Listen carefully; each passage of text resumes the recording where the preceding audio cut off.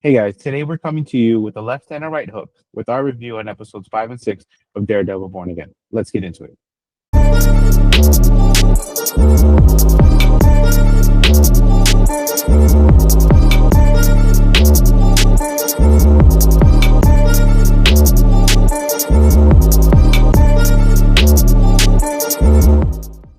What is up, everybody? Welcome back to Till the End of the Line podcast. I'm your boy Juan G here with. Kiki. That's right. And as he said, we're coming to you guys with the episode 5 and 6 review today. These episodes were freaking awesome. 6 in particular. That's probably my favorite episode this season.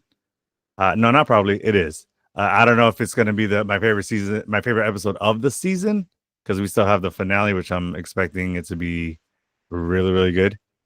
But before we get into that, it's about that time. Time for some nerd news.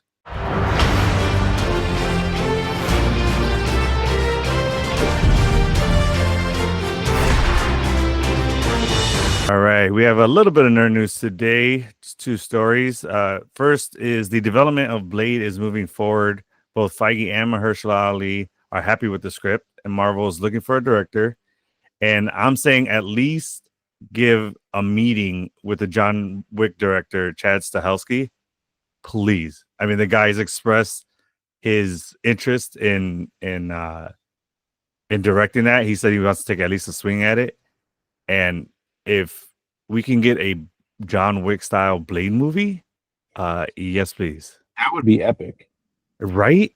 I mean, imagine what he did with, guns and swords and all that stuff. Just add vampires to it. You got gold.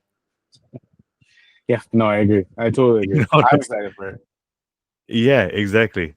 So hopefully they at least have a meeting, and I'd be happy. You guys would have a happy nerd here if he gets the directing role.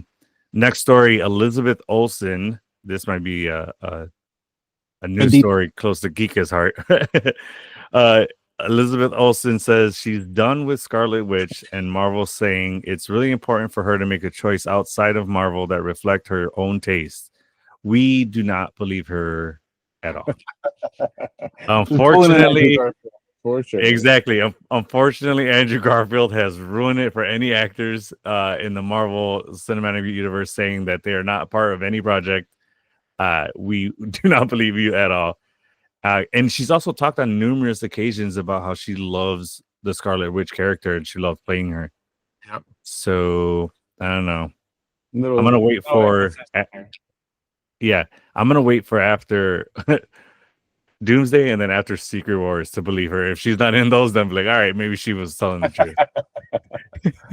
I mean, we got our episode coming up with our buddies from Film Addicts, and I'm excited to talk about Doomsday. Mm-hmm. I have some theories of how, one, she's full of shit, and two, how she's gonna fall into the storyline. Especially with Magneto returning from the original Ian McKellen. So I'm excited for that. And I'd love to see, a variant version or the same version, kind of come back with from the TVA, and then variant version of Quicksilver. And we get to see the family back together. It's with their dad, and it'll be cool to see it all kind of pan out. But I won't go too deep into that. Yeah.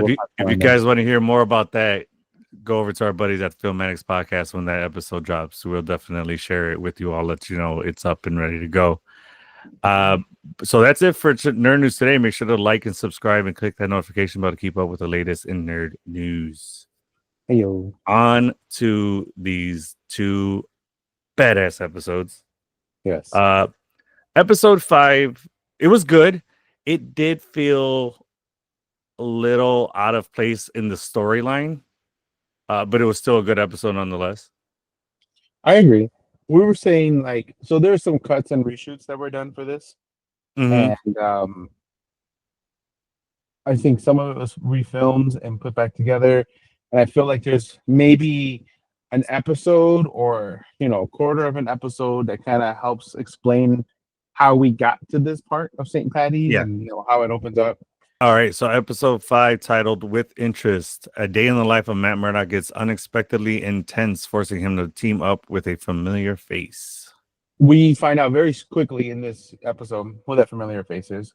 But Mhm. they have said that there is going to be a hero that's going to be name dropped, and then that same hero will appear in the series. Now, Ooh, nice. I think that's Miss Marvel. It'd be pretty Yeah. cool to see Kamala Khan, you know. Hell Um, yeah. not that I mean, it'd be cool, but it's not needed. I don't know where she'll fit, you know, but Mhm. I'm sure if they do it, they're gonna do her right because they already had Yeah. her dad in here, so we'll see how that works out. But I'd be excited for it. Yeah, I So was it telling opens you up. before, I think it's a cool way or I think what they're doing is setting up a way for multiple superheroes to tie into like either a series or a character, kind of the way Wong did with how he was able to tie in some multiple stories and Yeah. other superheroes. I kind of feel like they're doing that with Daredevil, which I'm not mad at. Yeah, I would say a little different than Wong. I'm gonna say Juan. Yeah. No, that's you. Yeah. Uh, Wong is a little bit more in the way of like I don't know. It's just a bigger scale with Wong. He can open Oh those, yeah, for sure. Yeah. and I get what you're saying. I just think they're just trying to ground the smaller level heroes and make it a Hmm. little bit more just natural. And I think we were Yeah. talking with our buddy. I think when we were talking to Tommy, we had mentioned this that like it's just normal now that there's heroes and Yeah. It, vigilantes kind of running around now, and I think that's why they dropped her name. And then towards the end of the episode, when he revisits Mr. Khan, he name drops Kamala again mhm. and knows who she is at this point. Like he seems to have done some research.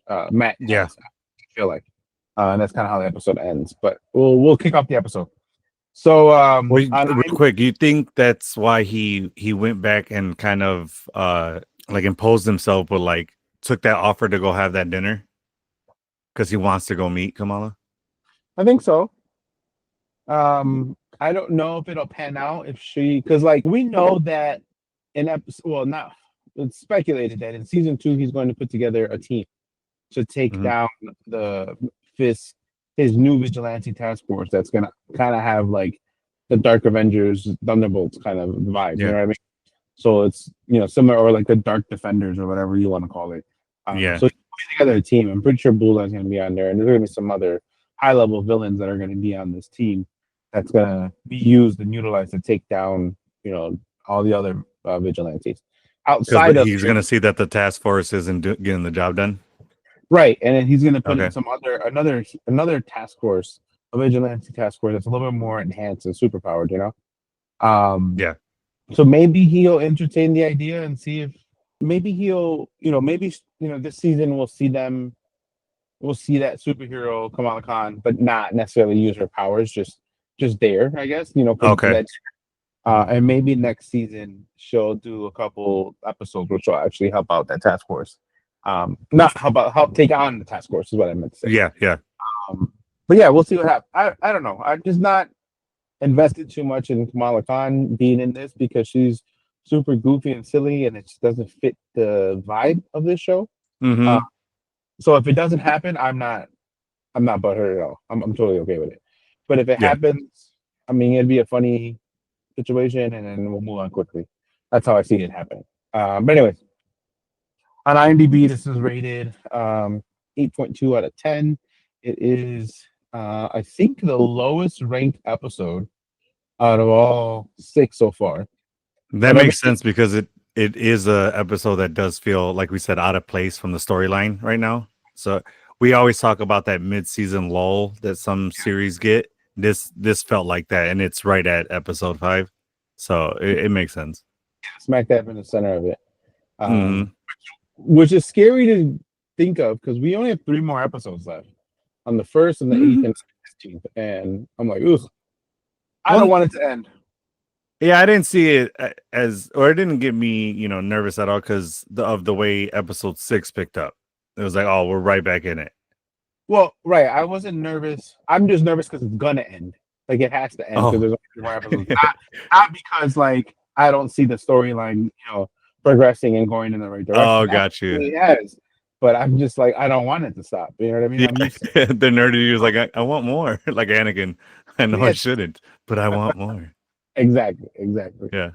And we had 13 episodes on the Netflix series, so we were a little spoiled. And those were longer episodes than what we're watching here. And we were originally supposed to get 18 episodes when, the news broke that we were getting this series, and then it got dropped down to 9. Don't So, remind me. yeah, I know. All right, I'm so like, yeah, so then the episode picks up with Matt at the bank trying to get more funding for the law firm, right? well, yeah. So it's St. Patty's Day, festivities going around all over New York, Mm-hmm. parades. Everyone's drunk in the streets, similar to how it was in Chicago not too long ago. Yeah. Did you see all the fights that were breaking out here in Chicago? Ridiculous. Oh, they were Yep. drunk and wasted. And that's exactly what's Mm. happening in New York right now. Yeah. And so Matt's at like you said, Matt's at the bank trying to get some funding for his firm. Matt's trying to get this fund, and he's talking to Yusuf Khan, who, as we all know and we've already explained, it is the father of Kamala Khan. He turns out to be well, we find out a little later that he's actually the assistant manager, but I thought Mm-hmm. he was the peak manager at first, and then he's like, oh no, he's a running late. Which, do you think that was on purpose? I had a feeling, yeah, that he was tipped off or he knew that was going to happen, but I just wonder by who, because it definitely wouldn't have been from the guys who were going to rob it because they Right, because needed they him. needed him. Yeah. So Yeah. that's interesting. We'll see how that turns out. It It could was, just be that he actually did have an emergency. He's running late, and it just the timing of that it just worked out in his favor. yeah, he like shit his Oh my pants. He had to go god! home and change his pants. You know, or I don't know. He slipped and fell in mud, something like that. Something, yeah, But anyway, so they're chit chatting, and Yusuf drops drops Kamala Khan's name, and his daughter's Miss Marvel shows a little Funko Pop, which is kind of cool because we have a yeah. collection of Funko Pops. You have mine on behind you, and yours behind I you. might have the actual one that he was playing with too. That's funny. That's actually pretty cool. He talks up, Matt, and he's like, hey, you're all these qualities, everything you're saying and what you're doing in your law firm is great, and that makes you a great lawyer. But for all those same reasons, I can't give you the loan because you're a risk, essentially. Yeah, And and Matt's like, that was the nicest no I've ever gotten in my life. right. And I mean, Yusuf is such a, he's a sweetheart. He's a nice guy. He's Yeah, a family man. Takes care of his wife, his kiddos, and Mhm. it was just really funny. Um, Yeah. He's who I'd want to deal with at a bank for sure. oh, for sure. Yeah, he's really Yeah, nice. Yeah. And then from there it switches to Luca's men like getting out of a truck and Matt walking out. Matt strolls out of the bank and he kind of is like, um, no, Matt walks out the bank and he calls Kristen, yeah. and Kirsten. yeah, and then he tells her to call the cops because he has the sonic ears. He heard them like what's the word I'm looking for with the guns, cocking the Cocking gun, them and yeah, loading them up. Yeah, loading up and yelling at the people and putting everyone in that hostage state.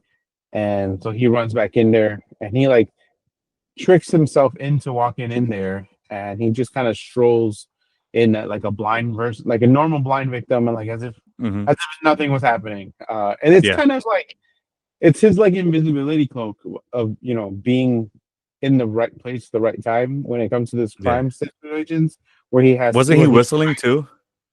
yeah he, That he was was like funny. trying to act all inconspicuous, and it was like Yeah, they're like, "Hey, stop it there." He's like, "Are you talking to me?" Uh, yeah, he plays dumb. It was pretty yeah, funny. And then how stupid of the robbers! They didn't even lock the door. He just walks right through the revolving door.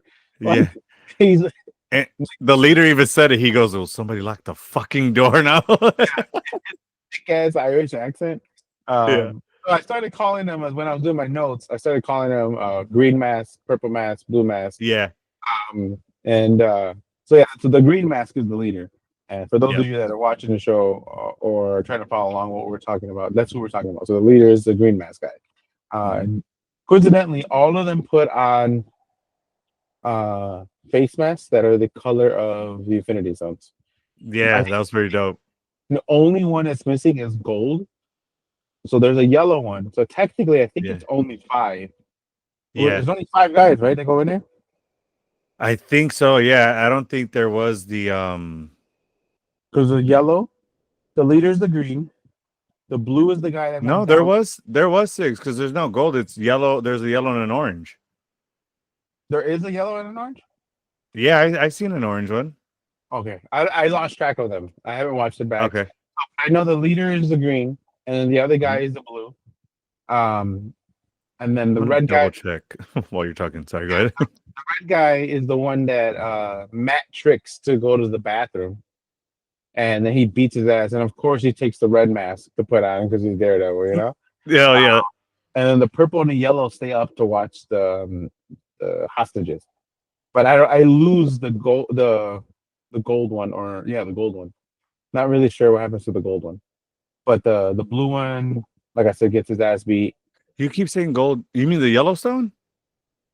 Yeah, there's gold, there's yellow, there's blue. It's right behind There's your not. head. Where do you see gold, my guy? That's yellow, orange, red, blue, Well, purple, yeah, and the green. orange one is like goldish. It's not really orange. In the comics, it's orange, but in Mm-hmm. the MCU, it's more of a gold than it is orange. I don't know. To me, it looks pretty orange. It looks more orange than gold because it's really dense. So that dense, even gold is not going to look. Well, no, that like a golden nugget would look gold. I don't know. You might need to check that, do that the colorblind test on that one. Because to me, anybody in the comments, if you guys look at it and see gold, comment that. But I see orange. Yeah. Okay. I guess because the orange one is orange slash goldish one is the soul stone. Right. So I always look at your Lego you got. I bet you that's an orange Lego I piece. looked at it. Yeah. So if Yeah. there's an orange guy, I'd lose the orange guy. I have no idea where he goes. But Mm-hmm. the blue is the one that goes down to the safe. So he calls himself Jesse James, the main guy in the green, the one that's in charge of it. So turns out that these people are trying to do this bank heist to steal and acquire a diamond, this large diamond that looks like an Infinity Stone, coincidentally. Mm-hmm. Um, but it's so that it's Luca's guy stealing it so that they can pay Fisk off. And that's why they're stealing it. Detective Kim is like the hostage negotiating person. Comes up and talks to all the cops that are on duty right there, and so she starts negotiating with we'll just call him Jesse James right now. We don't really know his name. Let's call him Green Mask. Let's Yeah, stick with Green that. Mask. Yeah, There you so go. Green Mask, and he asked for 3 APVs in less than 30 minutes, and Kim said, "Well, in good faith, can you let 2 hostages free?" He's like, "All right, it's fine." So he ends up letting out 2 hostages. Originally, it was going to be Matt and some chick, and then the chick was like, "No, my husband. Like, we just got married." And earlier in the episode, they were talking to somebody in front of by the teller, and they're like, "Well, we just got Mm-hmm. married the other day," so like it just fit the MO, and she was like hysterical. So Matt volunteers his safety, getting out, and tells them, "Hey, just let him take my place." And he's like, "Look, I'm not asking.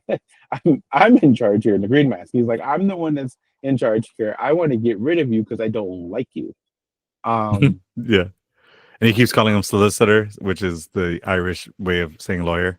Yeah, because he made a comment earlier about uh, he was going to kill them and rob the place, and he was like, "Oh, that's going to raise your time to 25 to life," and like he just Mm-hmm. spit out all this like lawyer facts, and he's like, "Oh, we got a solicitor here." I wish I could do an Irish accent, but I can't. So then they let the 2 hostages out. It's the guy in the yellow mask that lets them out. 2 hostages out. The red mask takes Matt to the bathroom. The blue mask takes Khan down to the safe. Green mask is in charge, and the yellow and purple, like I said, stay with the hostage. And then as they're staying with the hostages, the purple one kind of gets like flustered a little bit because he can hear the commotion of Matt beating the shit out of the red mask. That whole like stare scene was kind of pretty cool. How he knocked the gun out of his hand, caught it on his foot, put his foot back over it to keep it from falling and falling down the stairs and making a lot of noise. And like, and then he like does I, this like, I thought he caught the gun with his hand, didn't he? Because he had the guy tied up with his feet, with his legs, and so then he reached over. so he fights the guy and he knocks the gun Mm-hmm. out of his hand. When he knocks it out of his hand, it falls and it hits it. Matt catches it with his foot first, and then he Mm-hmm. steps on it. And then when they fall over, and he Mm-hmm. tumbles him down the stairs, that's when the gun is like teeter tottering on the ledge. Oh, And then that's when he rolls down. Okay, I get what you're saying. he Yeah, rolls yeah, back over, chokes him out, and grabs the gun. And he's choking him in one arm, and he grabs the gun with the other arm. yeah. I was like, That was a dope ass scene. fucking cool. Yeah. And then he rips off the mask. And then Matt goes to catch up with Khan, who actually I skipped this part. So the green mask was like, all right, who's the manager? And obviously the manager isn't there. And he says, oh, he didn't come in, but I'm the assistant manager. And then he lies and he says that he can open the safe when Green Mask asked him. I think it was obviously out of fear, And that's when Matt's like, you can't open it, can you? Because Matt can hear him lie. So he's like, all right, go down there and stall as long as you can. And and basically just to do that. And he doesn't really give him any other direction outside of that. Once he does that, that's when Matt goes and fights the red mask, beats the shit out of him, goes on there, and he does this like ear thing on the safe, and he helps Yusuf open the safe. He opens it freehand, straight up Italian job. I'm like, what the hell? He uses super hearing, and that was a really cool camera shot of how they go into the vault and show the mechanisms turning and unlocking and stuff. That was badass. Yeah, it really was. And also, you were correct. There's only 5. There is no orange mask. Okay. So there's see the red, yellow, green, purple, and blue. So do you think that the jewel in the vault was meant to represent the orange stone? Because it looked like the orange Infinity Stone? Oh, maybe he completed all of them. I like that. Yep. Mm-hmm. After Matt opens up the vault with his little ear situation, which is pretty cool. Green Mask. I wish I knew what his real name was. So Green Mask, who obviously works for Luca, who's one of the mobsters, tells Detective Kim that you have 3 minutes to tell me a joke, and if he laughs, you'll get 3 more hostages. Yeah. That joke was fucking awesome. Do you remember how it goes? Funny. I don't, but I kind of do. I remember the punchline and I remember how it goes, but I don't know if you want to tell it on the podcast. It's really crude, but if you want to, go for it. I will go for it. I remember most of it, I think. So a leprechaun finds a 4-leaf clover. He picks it up. And a guy finds a 4-leaf clover and then a leprechaun shows up. That's right. So a guy finds 4-leaf clover and he, like you said, like a leprechaun shows up and the leprechaun asks, they're in front of like a church or some sort, right? I think it's a priest that finds a 4-leaf clover, right? Yeah. A priest finds a 4-leaf clover and then a leprechaun shows up. And then the leprechaun says, hey, do you guys have leprechaun nuns here? And the priest goes, there's never ever been or never will be a leprechaun nun. And he's like, oh, damn, that's crazy. I think I might have just fucked a penguin then. And there's a little bit more how she tells it, but she like leads to it, but like that's fucking hilarious. When she said it and he paused, I'm like, if this motherfucker don't laugh at that, I don't know what's wrong with him because I died laughing. I knew he was going to. I'm like, he's got to at least grin or chuckle. And sure enough, he like actually gives her a laugh. He goes, you know what? That was a good one. Or no, he says, you got your 2 hostages or something like that, right? Yeah.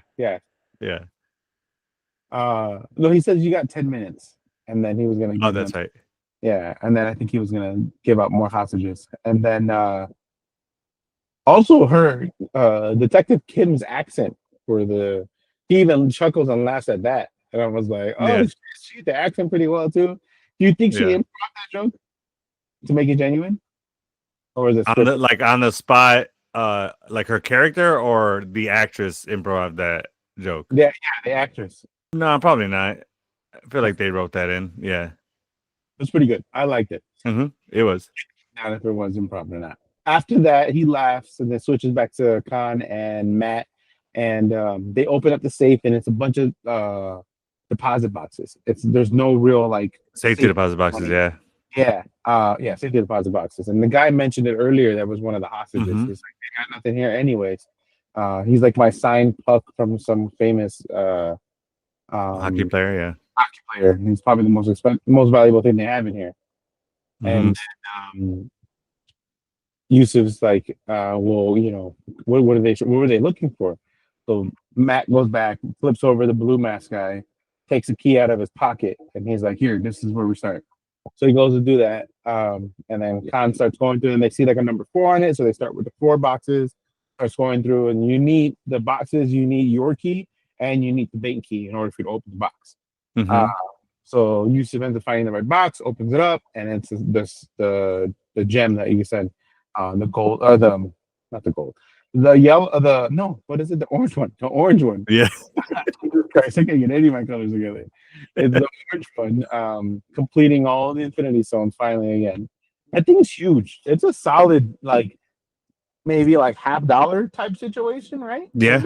About. Yeah. It was. I think got to be worth more than 1.8 million for Oh, sure. it 100% is. Yeah. They just wanted to get that to cover that amount and then keep the rest for themselves for sure. Yeah. Well, he tacked on another mill. So now, well, in the next episode, but that was before, or this situation happened before that 1 million tacked on. So, whoops, that's right. My bad, guys. Yeah. Spoiler alert. I'm sure they've seen it already. It's fine. Yeah. So then after that, they see the diamond. Is like, this is what they're after. Matt and Khan start going upstairs to rejoin the hostages, and the cops start engaging, and Matt hears it happening. So he starts trying to negotiate with the masked men. And he's like, you don't really have much time. He flashes the diamond, and he does a little switcheroo, and then fakes him out and throws up the pouch. But it's just a pouch with something else in it, and it doesn't have the actual diamond.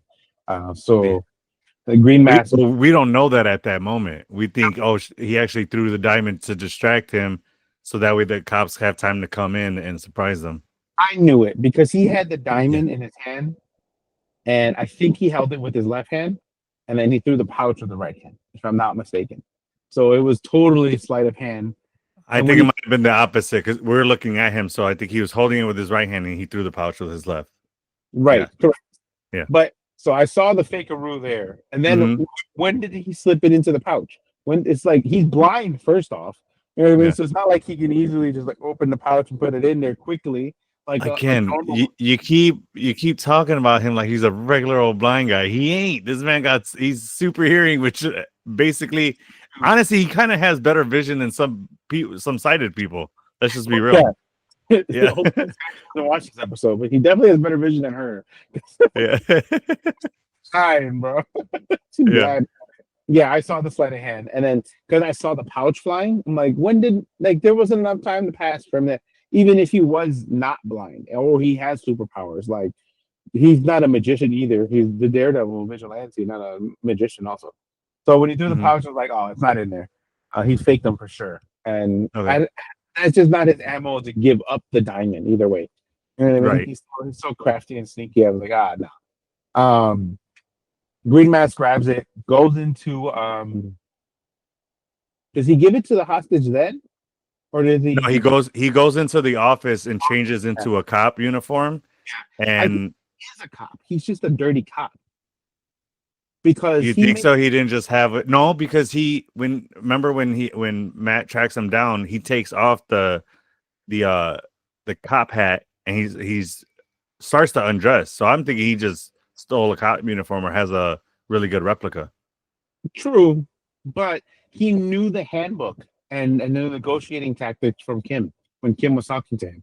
And then she's like, I didn't realize that the handbook was, because it shouldn't be public documents. You know what I mean? You shouldn't be able to get this stuff.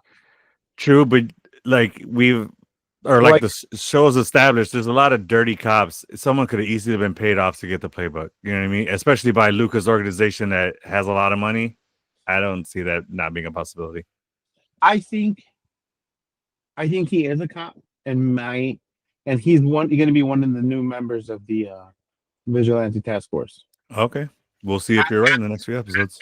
Process behind it. That's why I think he could be one, and why they made that comment of him knowing the handbook of like negotiating. But like similar to the Kamala Khan thing, if it's true, cool, and if it's not, cool. I think we both agree that this is very much so a filler episode. Yeah, for sure. I mean, this could just be a fugazi fugazi, not mean jack shit going forward. It's just it was just a way to introduce the use of Khan. You know, really, it could have been. But anyways, after that, like you said, he changes and then he gives the diamond to one of the hostages and says, "Get this to Luca." Matt's walking around and he smashes the yellow mask guy into the freaking pillar. Just wham! Just slams his leg, poof, and just falls down immediately. And then he fakes his way out. I thought the SWAT guy was gonna like at least like cuff him or throw him to the ground or something quick. Because like I said, stop. And then the guy that was talking about the puck, he's like, he was with us. He was a hostage. He's like, oh, I need medical attention. And he puts on the whole fake, I'm blind, can't see, and I'm in pain. Yeah. Bullshit. And he gets his ass out. And then he beelines it to go look for this guy, the green mask guy. He's using his powers and working through that. Finds him in the alley, like you said, puts the red mask on and breaks his walking stick in half because he folds it in multiple pieces and he breaks it. No, I thought he his can detach because he was unscrewing them, wasn't it? Oh, he could have unscrewed them. For me, it looked like because like there's still a string that goes through all of it. So what? I mean, it's not like the string detaches. I mean, I'm gonna assume that he has his walking stick set up like his Daredevil sticks to where the string can retract and go in just for him to seem like he's a regular blind guy. But when he needs to, he could just twist an end and the string isn't, I don't know, like retract somehow, and then he can unscrew and pop him off. Comics in the Ben Affleck Daredevil movie, like he had that, and I'm not disagreeing with you, but I think he's not walking around with Daredevil equipment right now. I think it was just a normal stick because he hasn't. So it looked like, and again, I don't see the string, but I see him break it down, and then he does this, and when he does it, it kind of does it with force. Now he creates himself two batons. You might be right. I might have just assumed that he unscrewed it and popped it off. I might have seen that wrong. But then he beats the living shit out of this guy. He does the high kick slam on his leg and breaks his leg. I felt that one because that is me. And oh my god! And I was like, Matt, why you gotta do that, bro? You see me here sitting in a wheelchair right now. Come on, bro. I was so mad. I felt bad for this guy. You usually don't feel bad. Probably had flashbacks too, right? Like when your knee broke. Oh my god, yes. I was like, this is not cool. When he jumped on him, and he jumped at a high distance and landed straight on the side of his knee. My wife and I literally were like, "Oh, yes!" Right at that moment.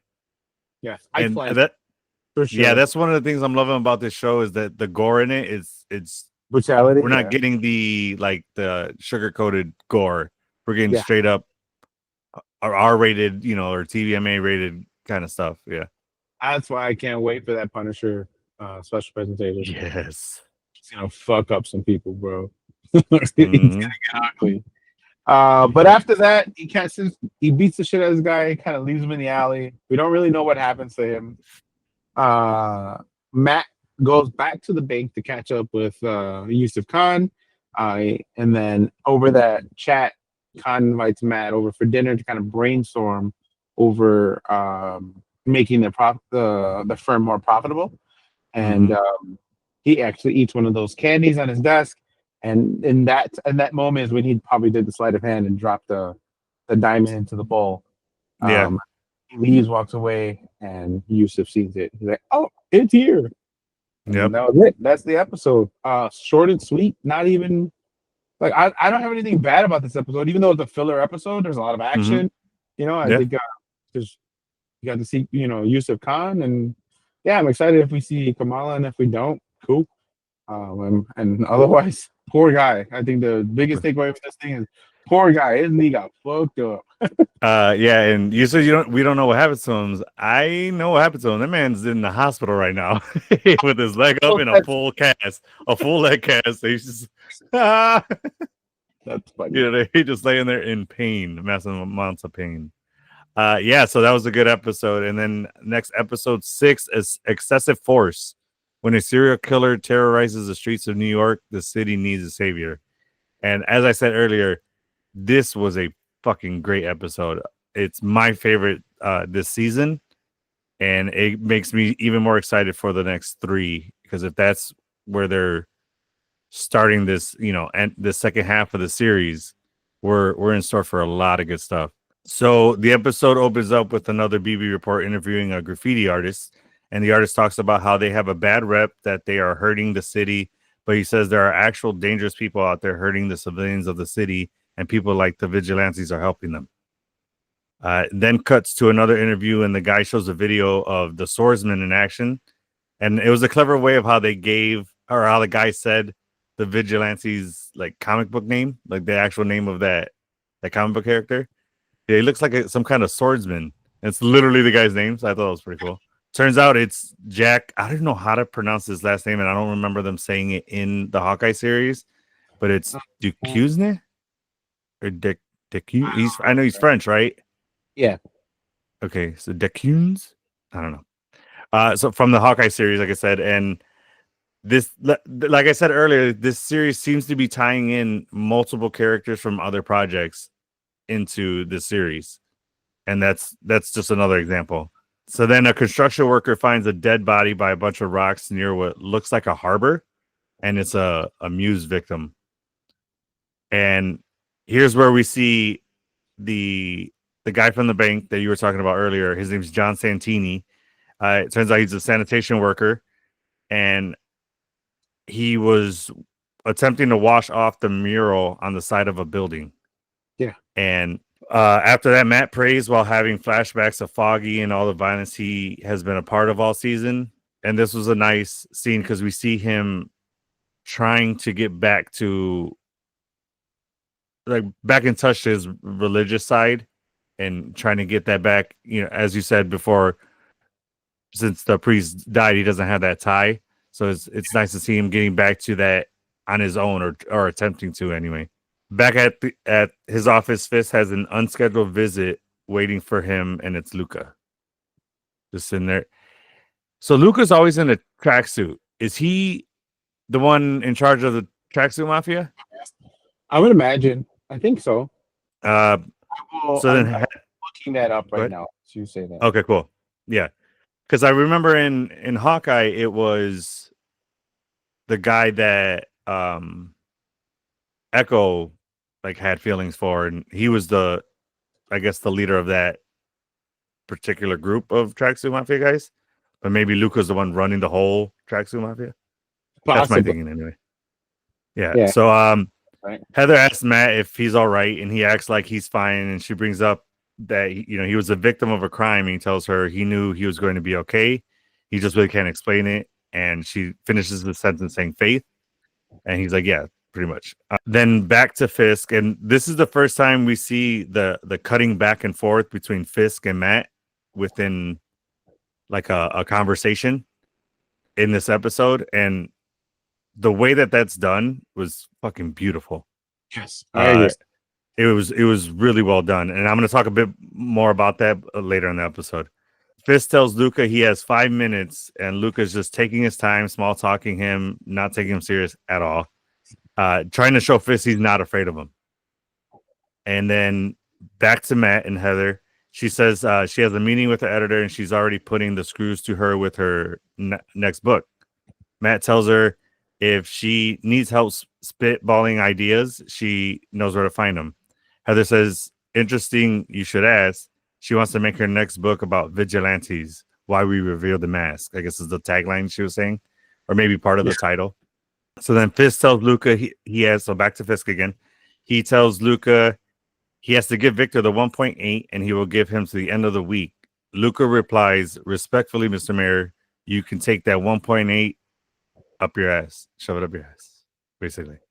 negating the word respectfully he just said. Yeah. Usually when someone says respectfully, they're about to not be respectful.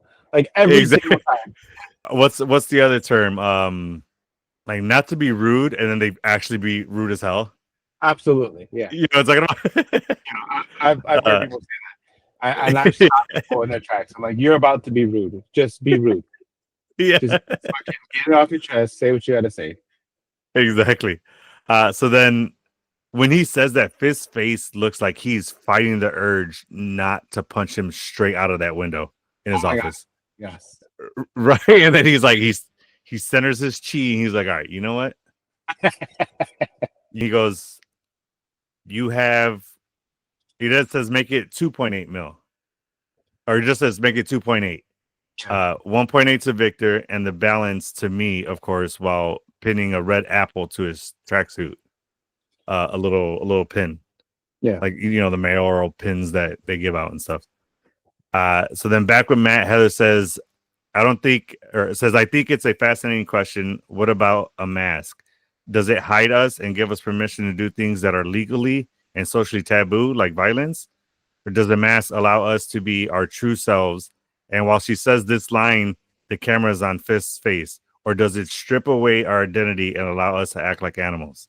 And I thought that editing was fucking beautiful. Yeah, parallels. That writing, yeah. I thought that was fucking awesome. She's a really good part of this. So, what's his name? Tommy was saying that Foggy was kind of the weaker link of the series before. And, you know, looking back and watching some recaps of our buddies at New Rockstar, they did recaps of season 1, 2, and 3 from the Netflix series, and I rewatched them, and I'm like, yeah, I guess they're kind of right. Like, yeah, I don't know if even Karen fits in the Steam. Like, I feel like the characters are a little bit more well, at least the main characters are more complex, and I think Karen was just like this just rogue wannabe journalist, even though she did work at the even though she did work at the what's the name? I wanted to say the Daily Planet, but that's the wrong universe. What the hell? What's the was it the Bugle? The Daily Bugle? Yeah, I think it was because that's where Ben Urich worked, right? It is the Daily Bugle. I want to say that's right. I mean, if we're wrong, comment in the comment section that we're Daily Bugle what the actual name is. Obviously, where Spider-Man worked, and you know, and J. Jonah Jameson, yeah, right. But I think this might have just been the smaller section of the newspaper, maybe, you know, like page 6 or whatever the fuck, you know. I don't know. But anyways, I think these characters and a psychiatrist on top of that is her thought process, the way she is. It's a lot more complex than I think any of the other B-list characters that were in all the other three Daredevil seasons. So like the Hand, Madame Gao, Elektra, Stick, they're good, strong characters. They can carry over into this, you know, the Punisher. But like, I don't know, I just feel like Karen might not fit into the series, and I'm okay with Karen not really coming back, you know, or even if Foggy doesn't even come back, if he stays dead, I'm liking the series that much that I think we can continue and see a darker side of Daredevil, because he's not holding his punches. He lost his best friend already, and then, you know, another close female friend is on the other side of the country, and he's doing what he wants to do for whoever he wants to do it. And I don't know if this Heather chick is going to be, what's it called? Yeah, Heather, right? Yeah, Heather is going to be long term or not. Well, I guess so. It kind of looks like it, because she's supposed to be in season 2 for all 8 episodes. So yeah, I agree. They did a really good job writing in, you know, quote unquote substitute characters for them too. They're holding strong right now. They're, as you said, they're complex. They're giving good storylines for this new Daredevil that we're seeing. I agree with you. Yeah, I won't be upset if Karen doesn't come back, and I think they did a good job of transitioning from the Netflix series to now with having them both be in it. Because I remember originally they weren't even supposed to be part of the show. I don't know. At least at the first stages. And then I think they did a really good job, like I said, transitioning from, with that first 2 episodes that we saw them in. Yeah, no, I agree. I definitely agree. Yeah. So then Matt replies, maybe both. Heather says, you have experience with those people, don't you? And he kind of makes a little joke with like animals. And she goes like, no, vigilantes. And then so then back to Fisk and Luca. Luca tells Fisk, you are out of the game, old man. Stay out of it. And I'm like, this dude's got a set on him, man. Like you must be forgetting, because he's a mayor now, who this guy really is. Yeah. Because if you remember that, you wouldn't be saying that right now. So then back to Matt and Heather. She asks if he would consider setting her up with Frank Castle, to which Matt laughs and asks, you want to interview the Punisher? And she has bad idea. And Matt says, like, mockingly, like, no, that's a solid idea. Yeah. And then Fisk tells Luca he has till the end of the line. No, I'm kidding. To the end of the week. And then his time is up. Nice. Heather then asks, how about Daredevil? You've worked with him, right? And then Matt gets this serious look on his face. And I was trying to decipher, like, what that look meant. Am I going to have to tell her? Yeah, tell her or work my way around this? Or am I going to have to put the suit back on just to interview her, or like be interviewed by her? I couldn't tell right away. I just seen his face change dramatically. Yeah. So then back at the office, John Santini meets with Fisk and tells him that he couldn't remove the mural on the side of the building because it was mixed with human blood. Fisk says to get Gallo, the police commissioner, to his office. So I think on our last episode, was it, when we were kind of looking at what mural does? This is where you were talking about that he mixes blood with the paint. That way it makes it hard to get out. So now they're writing that into the series. And I love it, because now we're getting more background on Muriel, and more of the fans that don't necessarily know who Muse is, like me. I didn't really know anything about him, and he's not even in my Marvel encyclopedia, which is crazy. So I have some more information about his attributes, if you want to hear it. Okay. Yeah, go ahead. So he has this imperceptibility, where his body acts like a vortex, which he can pull in every bit of sensory information around him. It's even hard, even with Daredevil's enhanced senses, to target him.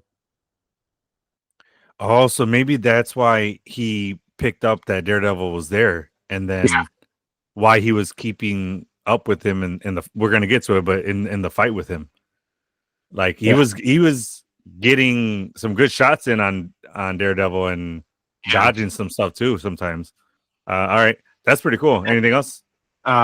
So Muse possesses to a certain degree superhuman strength. He has he's able to effortlessly tear apart human bodies. Makes sense, because of we saw before, his dismembering and stuff. Right, and then just throwing the body over his shoulder and walking like nothing. Yeah.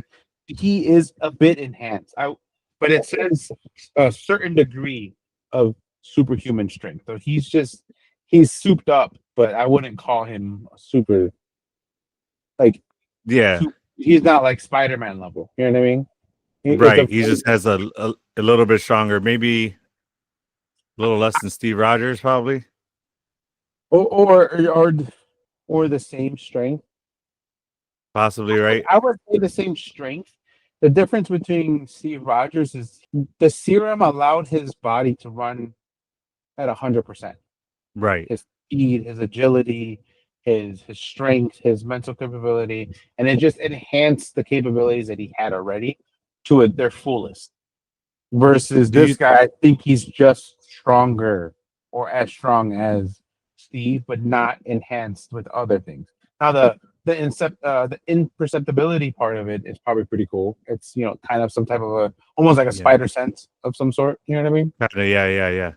Yeah. I was gonna ask, do you think that even if Muse did have that strength that Steve Rogers, Daredevil could be taking those hits like that, or do you think it's that means that his strength isn't at that level as Steve Rogers? Oh, that's true. So No, that it's got to ain't. be a little less than Steve Rogers, right? Yeah, it has to be less than Steve Rogers because there's more. Because he has superhuman speed. Apparently, he moves faster than a human eye can see. Not Oh shit. Yeah, not at like. But that's because of his imperceptibility. Like it allows him to Yeah. kind of move with, and it fucks with other people's sensories, and they can't really Yeah. sense his movements. And then he does have enhanced endurance. So like Well, he has, who knows which powers that MCU is pulling to put into this uh series also. Because they might not be using all of that, just the same way that they changed Echo's ability set yeah, for the that's true. MCU. Yeah. All right, that's cool.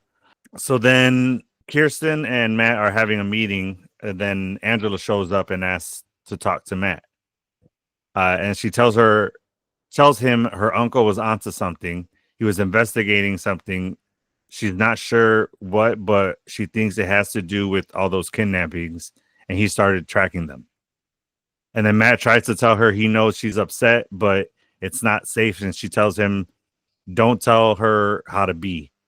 While Kirsten eavesdrops, pretending to read a file, which wasn't fooling anybody. If they'd have looked over at her, they would have seen her just holding the file and like,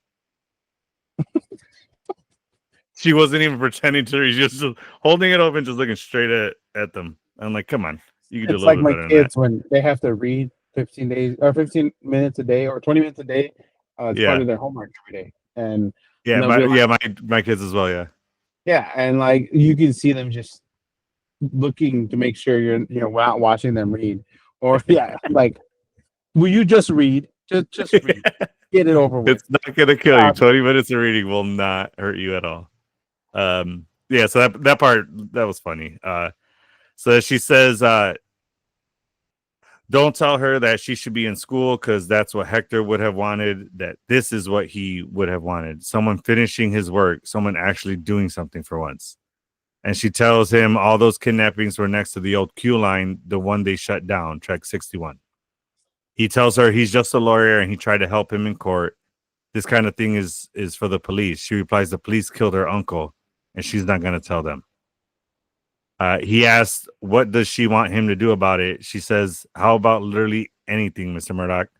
Attorney at law, big fancy office, here to help the little guy, right? Only on your terms. Because when the little guy puts something for real in your hands, you're all, nah. And I was just like, you fucking tell him, Angela. Like, get off your ass, stop weeping, put on the suit, and get to work. You know what I mean? Like, and I feel like he was getting that message too. So then she's about to leave and tells Matt 2 days before her uncle got shot, he told her, don't rely on anyone to do what you can do yourself. And she was like, damn, he was right. Then Gallo tells Fist the killer mixes blood into the paint and then applies the epoxy on top. It makes the murals essentially impervious. There are 12 murals confirmed with 18 known IDs, but they've gathered at least 5 unique DNA profiles for each mural. And at 5 DNA profiles per mural, they estimate at least 60 victims. Damn. that's crazy. That's a Yeah, this lot of. guy's been at work a long time on this. Like, shit. 60 people missing. And how have the cops? That's why I love what Fist says later. Because, like, how have the cops not fucking gotten a whiff of this serial killer At all, at all? right? Yeah. So then his chief of staff talks, but her voice fades into the background and the sound of a ticking clock gets louder while the camera slowly gets closer to Fist's face.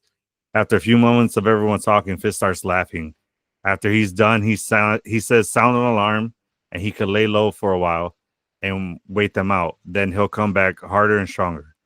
No, not a single word leaves that room. Gallo replies, there's no way to run a goddamn railroad.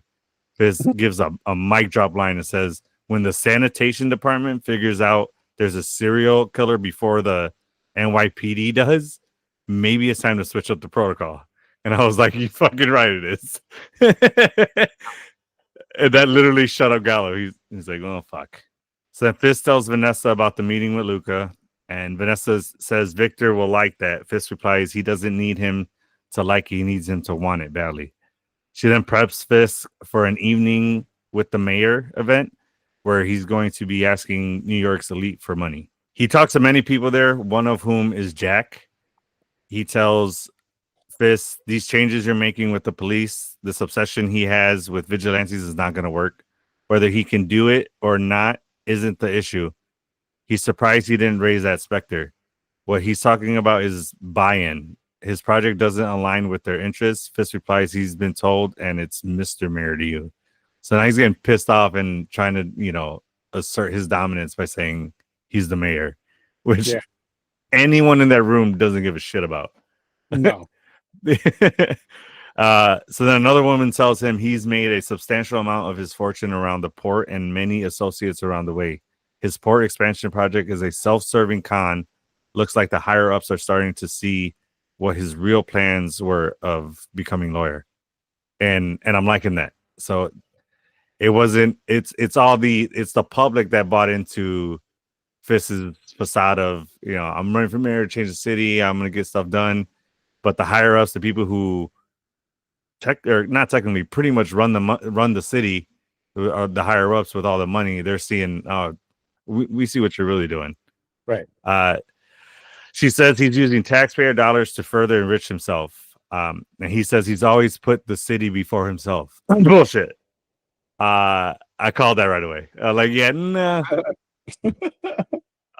She says he may have a seat at the table right now for a couple of years anyway, but the people in this room still decide who gets to eat. He doesn't lose sight of that. And I was like, damn, that was her mic drop moment.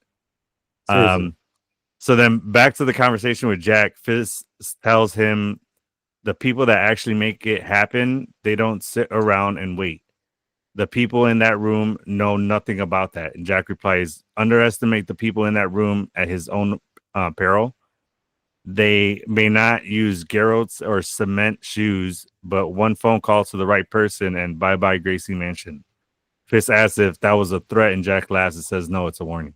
Then it shows Fisk getting dressed earlier that night, and when Vanessa helps put his blazer on, it rips. And I wanted to ask you, is he putting on more muscle, getting back to, because we were talking about it with Tommy, where he dropped that weight to kind of be less intimidating to the public and to get that vote for mayor. So do you think now he's just putting on back that weight to get back to how he looked before? Putting on that muscle? Unless he's bulking up some way, like some type of serum. Okay. Remember I had mentioned you don't think he's just, remember he was, his knuckles were always bloody and stuff. So you don't think he's back working out and, just getting more muscle? Using Adam as the punching bag, probably. Yeah, that or just punching bag without gloves. I don't see Fisk putting on gloves for that kind of shit.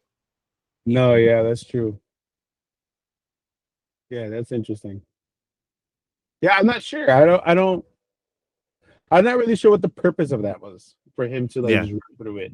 You know what I mean? Maybe he's just getting more defined and swole. That's what I'm saying, because it looks like he is getting more bulky now, especially since that diner scene where Matt pointed that out, that he slimmed down a little bit.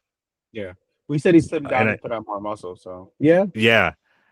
So I think he's just bulking back up. Then Sherry shows up to talk to Matt, and not Sherry. Cherry shows up to talk to Matt and tells him about Muse painting with blood. He tells him to leave it alone and let the police handle it. Cherry's starting to annoy me now, because he's just doing the same thing that Foggy did in like the first part of that series, of the Netflix series, where he's trying to encourage Matt not to be Daredevil. And I'm like, can we just get a friend of his that encourages him to put on the suit and go out and help people that he's not sleeping with? Because Karen was basically the only one doing that. And so was Rosario Dawson's character. But he slept with her, didn't he? Yeah. So I'm saying, can we get somebody that he's not banging to actually encourage him as Daredevil? True, because Alexa. You know what I mean? So then Fisk sees the message Muse left, mocking the police with those two girls that showed up while he was painting a mural, and they wanted a picture with him, not knowing that he was also a serial killer, which was interesting. So the BB report interviews people about the Muse killings, and then Gallo and Fisk meet, and Fisk says he's starting a task force handpicked by him, which now we see that the task force wasn't a thing yet, because we were speculating that it was already a thing. Yeah. So he's starting a task force handpicked by Fisk. And then Gallo says it's every bad apple in the bunch. And then the task force will have Fisk says the task force will have special powers and privileges like overtime and no body cameras. And then he meets with the officers and asks one of them to describe an incident he had when he was a detective in Chicago. And he tells a story about him using excessive force to get a drug dealer to confess to selling drugs to an 11-year-old. So these aren't necessarily corrupt cops. They're just cops that kind of bend the rules or break the rules to get justice. Yes. Is what it's looking like. So then Fisk gives a speech to the officer that gets them all hyped up and then starts passing out, body armor gear. Then it cuts to Angela is down by the old Q line investigating and then gets taken by Muse. Her mom calls Matt and tells him Angela hasn't come home yet and it's not like her. Has she been in touch with him? She starts to panic and he tells her to stay where she is. He calls the police. When they answer, he doesn't say anything. Then a few seconds later says, fuck it. And Steve Rogers would not approve of that at all. And then, yeah, exactly. And then we see him in the all black suit grappling from building to building, and it fucking looked dope. I was pumped for that. That was awesome. And then meanwhile, Muse is carrying Angela to his lair, lays her down, and starts the blood draining process. Here's where I was hoping Daredevil's going to get there in time, right before he stabs her with the larger like prong to suction out the blood. But he didn't. And I was like, fuck. Then Fisk shows up to Adam's cell with an axe, tells him when he was smaller, he went up against men 3 times his size, and they just used their hands. And then he learned that a simple tool can be a great equalizer, and he throws Adam the axe. And he backs up, basically telling him, grab the axe and let's do this. Daredevil shows up and starts fighting Muse. And this is what I was talking about earlier. The transition during these scenes were chef's kiss. They were so fucking well done. The writer Thomas Wang and director David Boyd, they have a new fan in me. Because that shit, I don't know if it was the writer who wrote out the scenes that way, or it was the director's idea, or both of them. I don't know. One of them or both of them have a new fan, because that shit was awesome. If you notice the way Fisk went to headbutt Adam, right before he hits him with his head, it cuts to Daredevil headbutting Muse. And it does that for a few shots. And it was just so it was so badass. Yeah, so then Daredevil's hanging Muse with his, I always forget what the actual term of these are. They're not nightsticks. They're not batons, huh? Billy clubs. Billy clubs, thank you.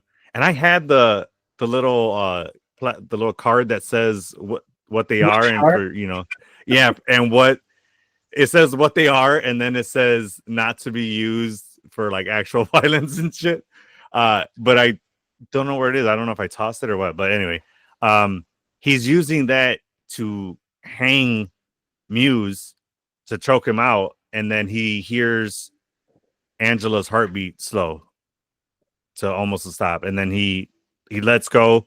He goes over to Angela to give her CPR, and while he's giving her CPR, he's saying a prayer in his head. And then he's giving her CPR, and then when it doesn't work, or when the regular resuscitation pumps aren't working, he pounds her in the chest, and then she wakes up.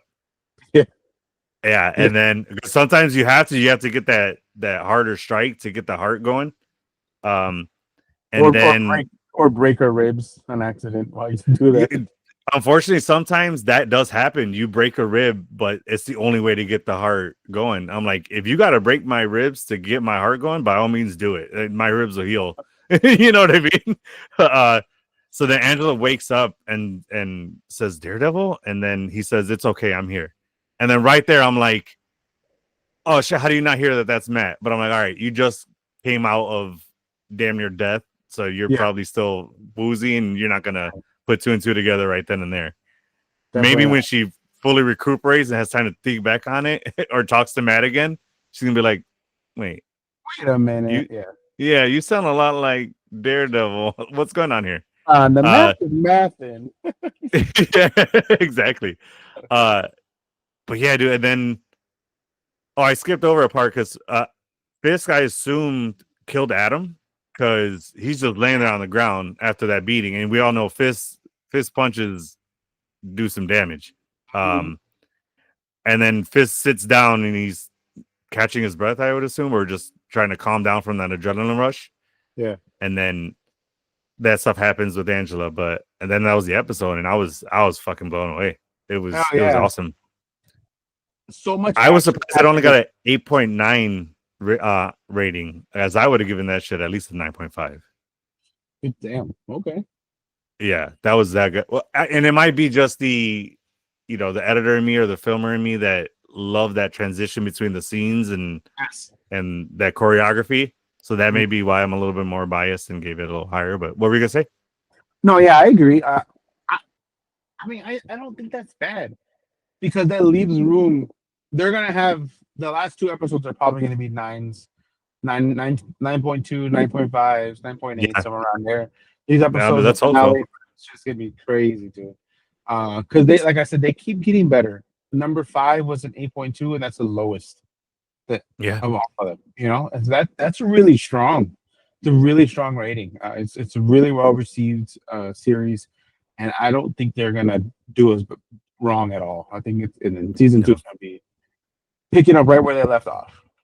Yeah, I agree. It's definitely it's doing what we hoped and more, for sure. It's definitely picking up how well the Netflix series was done and received, and and if anything, it's doing better than that, I feel, because the direction that what's that? It's exceeding what they've done before. Yeah, absolutely. There's no fear of source material and where they can and cannot go because it's Marvel doing it now. You know what I mean? Correct. So yeah. So they're tying a little bit more into the comic accuracy, for sure. Yeah. So yeah, we got episode 7 coming up next. Yeah, in a couple days. As we said, we are excited for that. Let us know how you guys are digging the show, or if you're not, let us know why. We would love to hear it in the comments. But until next time, Kike, I'm with you to the end of the line. If you enjoyed this episode, please don't forget to like and subscribe. Also, hit that notification bell to stay up to date on all our new episodes and more.